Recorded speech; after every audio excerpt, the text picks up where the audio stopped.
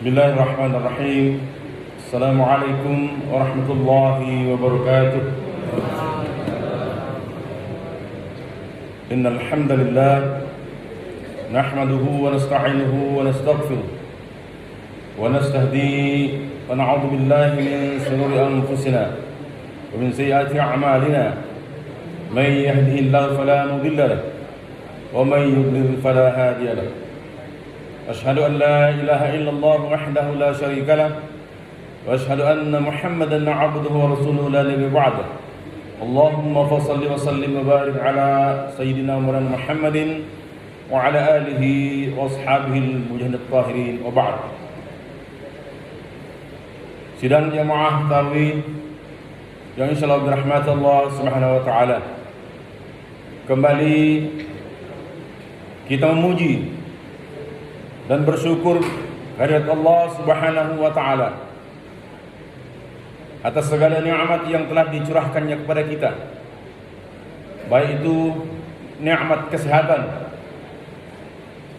nikmat kesempatan, nikmat iman, dan sore hingga malam hari ini kita diberi nikmat hujan, ya, sebagai ujian bagi kita dalam menguji ketakwaan kita kepadanya.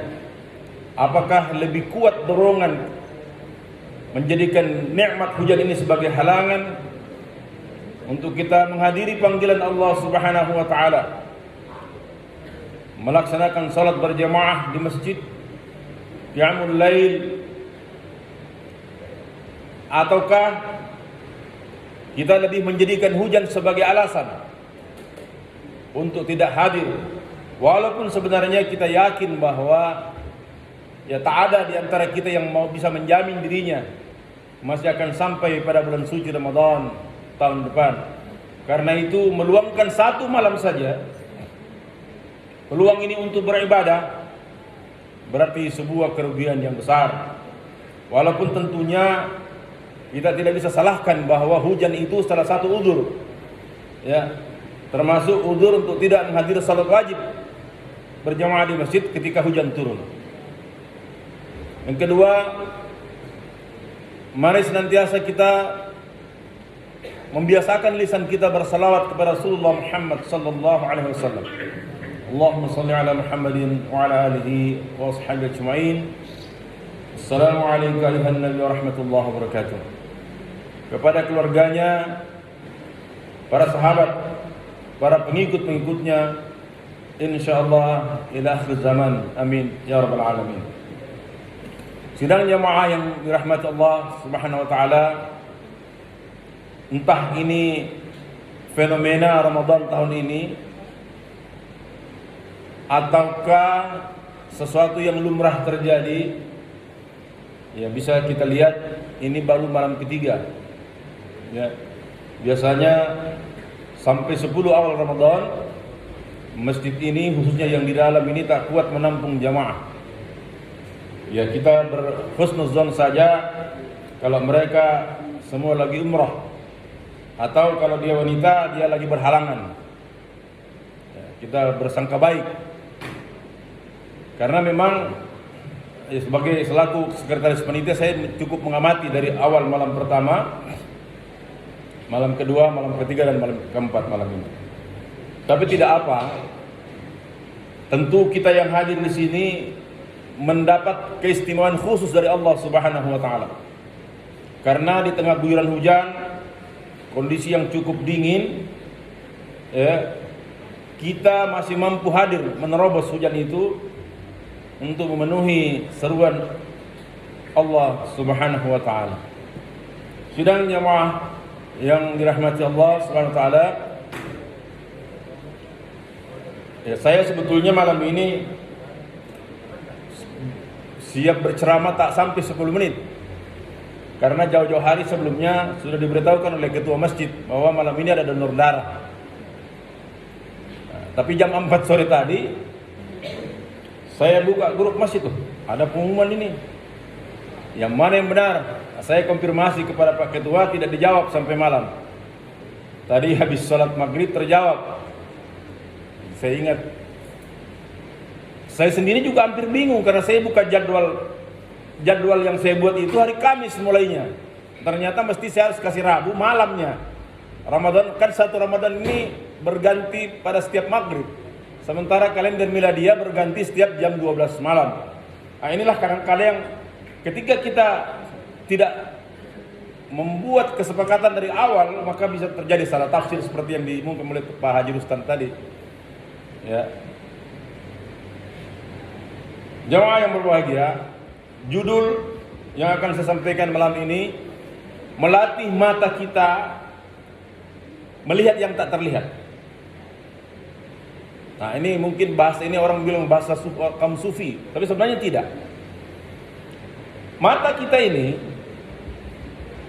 terutama yang sudah pakai kacamata, pakai soft lens, itu bukan biasanya, tapi memang terlatih, terdidik untuk melihat yang terlihat. Apalagi kalau yang merah-merah sama yang biru-biru itu cepat sekali kita punya mata. Connect cepat ke kepala itu kalau ada yang merah-merah. Atau kalau kita lagi buka puasa, kalau di situ ada ayam, rendang, daging, responnya cepat. Tapi ini ada hal yang mesti sebetulnya harusnya kita latih untuk kita lihat. Ada hal yang harusnya kita latih untuk kita lihat tidak dengan mata zahir kita ini. Karena kalau kita pakai memaksa dengan mata sampai buta mata ini pun tak kelihatan. Apa itu? Balasan dari setiap apa yang kita kerjakan, kita sujud bangun, itu yang harus kita pelajari, kita lihat. Sehingga itu yang kita kumpul. Karena apa? Bapak Ibu sekalian, yang akan kita bawa nanti menghadap Allah Subhanahu wa taala yang itu. Yang kasar-kasar tadi, yang merah, yang biru segala macam itu, dia paling jauh sampai di pinggir kubur. Tidak ada orang kaya yang mau dikubur bersama-sama dengan uangnya, depositonya di bank sekian miliar, tidak ada. Tidak ada orang yang mau dikubur bersama-sama dengan mobilnya. Karena mobilnya banyak di rumahnya, dia bilang kalau saya mati tolong kubur saya dengan mobil saya sama-sama, tidak ada. Ada yang dikubur sama-sama hartanya tapi terpaksa. Siapa itu? Qarun. Qarun itu dia terima atau tidak, dia tenggelamkan, dikubur bersama hartanya oleh Allah Subhanahu wa taala. Ini semua pelajaran bagi kita. Firaun dikubur bersama kekuasaannya. Istri Nabi Nuh ditenggelamkan bersama kecongkakan dan kesombongan dan pengkhiananannya kepada suaminya seorang nabi. Nah, kita mari. Saya akan memberikan 3 ayat untuk kita renungkan sama-sama. Mudah-mudahan ini kita pulang, kita mau baca. Ya, jadi Ramadan ini bukan sekedar kita tadarus setelah itu lewat. Usahakan pahami artinya. Karena Al-Quran ini hudan linnas, petunjuk bagi manusia. Tidak ada petunjuk yang bisa kita mengerti kalau kita tidak pahami artinya. Seorang nakhoda kapal jurmu di kapal, dia baru bisa mengarahkan kapalnya kalau dia paham bagaimana dia mengerti membaca kompas.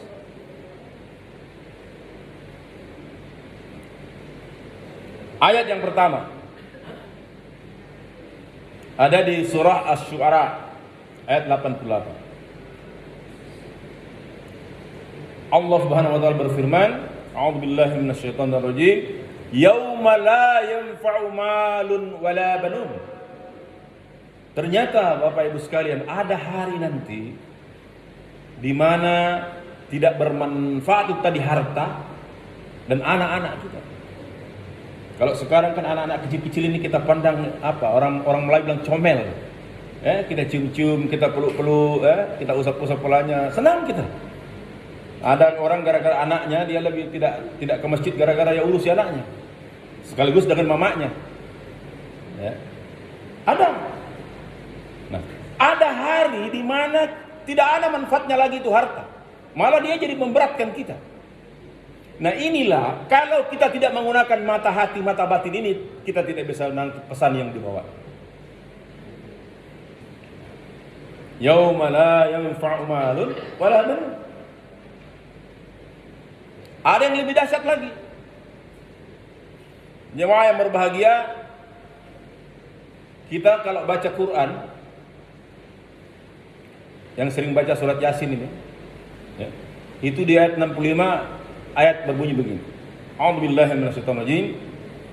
Al-yawma nakhtimu ala afwahihim wa tukallimuna aydihim wa tashhadu arjuluhum bima kanu yaf'alun. Pernahkah kita bayangkan dulu generasi kayak saya ini, kayak Pak Haji Joko, Pak Irwanto, Pak Dr. Rustan, Pak Latif dan semua yang usia di atas 50 tahun, pernahkah kita bayangkan bahwa belum kita di akhirat sudah mulut kita sudah tidak ngomong, yang ngomong ini, terutama yang maniak HP ini, yang ngomong ini bunyi kayak kacang tuh. Ini kalau chat ini, betul tidak? Ibu-ibu ini betul tidak, Bu? Bukan mulut lagi yang ngomong. Dan tiap hari kita ngomong dengan banyak orang.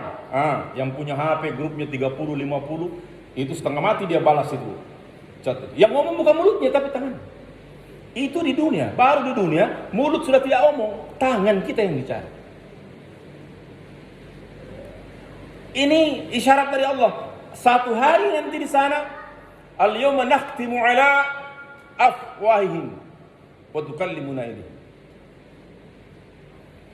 Ada satu masa, satu hari nanti mulut ini dikunci.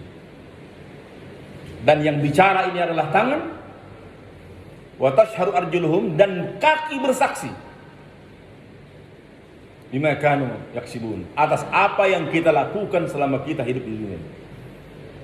Nah, dalam rangka melihat yang tak kasat mata ini, maka kita persiapkan juga dia dengan yang tak kasat mata. Apa itu yang tak kasat mata? Pahala kita sujud ini, kita puasa di siang hari, kita bersedekah, kita beristighfar, bersalawat dan seterusnya. Inilah nanti amalan-amalan yang kita bawa ke hadapan Allah Subhanahu wa taala yang kita tidak bisa hitung di dunia ini. Karena itu diperjelas di surat Ibrahim, wa in ta'uddu ni'matallahi la tuhsuha. Kalau kau mau coba hitung-hitung nikmat Allah itu, kau tidak bisa hitung. Ambil kalkulator yang hebat sekalipun error, tidak bisa. Nah, dan pada hari itu, Bapak Ibu sekalian, hari di mana mulut kita dikunci, tangan kita bicara, kaki kita bersaksi, saat tidak lagi bermanfaat harta, baru saat itulah kita ini mau bersedekah. Saat itu kita mau korban, bahkan kita mau tebus diri kita dengan kita punya harta. Ini digambarkan oleh Allah Subhanahu wa taala di surah Az-Zumar, surah yang ke-39 ayat 47. Walau anna lil ladzina zalamu ma fil ardi jami'an. Dan sekiranya pada orang-orang zalim itu ma fil ardi jami'an, diberikan kepadanya apa-apa yang ada di bumi, wa mithlahu ma'ahu, diberikan lagi seperti bumi, jadi diberikan lagi semisal itu bersamanya, laftadau bih, niscaya dia akan mau menebus dirinya min su'il adab yaumil qiyamah, dari buruknya siksaan yang dia lihat pada hari kiamat nanti. Coba bayangkan, dikasih bumi segala isinya. Nah, kalau bumi dan segala isi kita punya, berarti yang lain kontrak, pinjam, bayar sewa. Itu kita mau tebus diri kita. Ketika adab itu kita lihat, kita mau menebusnya dengan dunia, dengan satu lagi dunia, dua dunia. Kenapa? Karena saat itu wabadalah minallahi ma lam yakunu yahtasibun. Kita sudah melihat apa-apa yang dulu tidak pernah kita perkirakan waktu kita hidup di dunia. Oh, ternyata ada pelik begini. Dulu kita main-main. Ustadz ceramah di sini, kita dengar masuk kiri keluar kanan. Kita cari malah yang bisa bikin kita ketawa-ketawa. Ya, ini sekarang Pak, kecenderungan orang lebih suka mendengarkan kalau yang ceramah itu bikin ketawa, mulai dari pembukaan sampai akhir ketawa-ketawa semua. Saya kadang-kadang bilang lebih kita nonton Sule. Kalau mau jadi ketawa, mending cari Parto, banyak YouTube itu Sule. Ketawa itu dari awal sampai akhir kita ketawa. Karena dakwah Rasulullah tidak begitu. Kalau kita bikin ketawa karena tidak sengaja, no problem. Nah, jadi Bapak Ibu sekalian, mari coba kita berusaha membuka mata batin kita ini. Mungkin dia masih tersingkap dengan banyak dosa. Kita singkap dia supaya dia bisa melihat ini. Dan memang dibutuhkan kedewasaan spiritual atau kecerdasan spiritual spiritual vision untuk bisa melihat ini. Dan ini hanya bisa kalau dia dilatih, terutama bagi mereka yang usianya sudah, grafiknya sudah di atas, sudah menurun. Jadi grafik atas itu 35, pas 35 mentok dia mulai turun karena tidak ada lagi. Usia kita ini paling banyak 70-60 dan sedikit lagi yang sampai ke situ kata Nabi.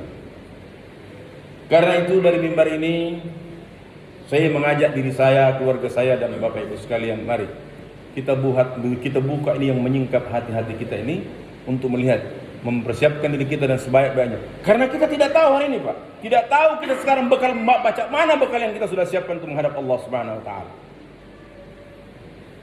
Nanti kadang-kadang kita ini sakit, sudah ada penyakit-penyakit yang menggerogoti kita, baru kita berpikir. Kalau orang Bugis lah macawet tongan niro, macawet tongan niro nala pengulat alat taro-taro, mana Pak Haji? Nanti kalau kita masih kuat-kuat macam begini, ada orang bilang tidak, itu searah jadi dokter, kan begitu. Nanti kalau sudah usia macam saya nih, macam Pak Haji Rustan, Pak Haji Joko, kalau sudah sakit baru. Karena itu bagian daripada instruksi tadi dari beliau supaya kita tambah sehat. Besok malam hadir ki, minimal kalau lolos seleksi ki dapat ki sembako. Tapi mungkin bukan 9 bahan pokok, ya mungkin 4 atau 5 yang jelas dapat ki kalau lolos ki. Ya karena itu konsultasi kita dokter Sunusi dengan dokter Daud di sini untuk tahu apa-apa yang harus kita lakukan supaya kita lolos seleksi. Ya, yang jelas kalau macam saya tidak lolos nih, karena saya sama dengan Pak Dokter pengkonsumsi obat pengencer darah, meganilasa, ya, jadi seperti itu. Saya kira Bapak Ibu sekalian itu yang bisa saya sampaikan pada malam hari ini. Mohon maaf segala kekurangan. Yang benar dari Allah Subhanahu Wa Taala, yang salah dari saya. Insyaallah panjang umur sebentar subuh saya akan coba bahas artificial intelligence. Jadi kecerdasan buatan. Salah satunya adalah deepfake. Ini spesial bagi ibu-ibu yang suka pajang fotonya di mana-mana. Bikin status, "Hai guys, saya lagi di kamar mandi guys. Lagi di mall guys." Saya mau kasih tahu ki bahayanya itu nanti. Bahayanya AI bagi orang-orang yang tidak bertanggung jawab. Ingat, dari sini hanya dengan lihat foto saya bisa bikin itu kurung tak terlepas dan kelihatan rambut tak. Itulah yang banyak dilakukan oleh para penjahat-penjahat media sekarang. Jadi hati-hati ibu-ibu nih. Kita lanjut subuh kalau mau kita dengar bagaimana artificial intelligence dan deepfake ini dan bagaimana menanggulanginya. Datang kita kalau subuh insyaallah. Demikian yang saya sampaikan. Subhanakallahumma bihamdik, la ilaha illa anta, astaghfiruka wa atubu ilaik. Assalamualaikum warahmatullahi wabarakatuh.